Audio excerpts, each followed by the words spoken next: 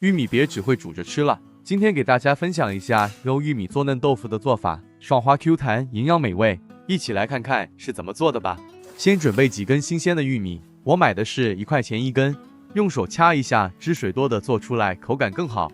先把玉米从中间掰开，然后把玉米从中间剁开，再把玉米一排排的掰下来，这样掰起来不仅快速，也能保持玉米的完整性。全部掰好以后，放破壁机里，往里面加水，能没过玉米就可以。按果蔬模式把玉米打碎，打的时间稍微长一点，越细越好。多的话可以分2次来打。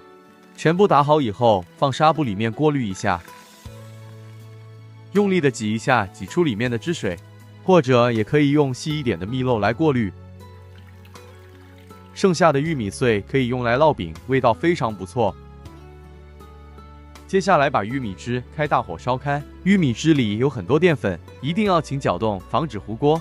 烧开以后转中小火慢熬，不用加其他东西，玉米里自带的淀粉就可以凝固。每天都分享做菜的小技巧，您就点赞支持一下吧，非常感谢。熬至面糊比较粘稠就可以了。准备一个托盘，用蜜漏过滤一下，过滤出里面的残渣，这样嫩豆腐做出来更细腻。放到冰箱冷藏2小时左右，到时间后拿出来看一下，非常的有弹性。先往里面倒一些纯净水或者凉白开，用刀划一下，切成自己喜欢的形状就可以。这样做出来的嫩豆腐爽滑细腻 Q 弹，没有任何等我添加，吃起来还有玉米的清香。喜欢的话您也收藏起来试一下吧。点头像进主页，还有更多美食视频，我们下期见。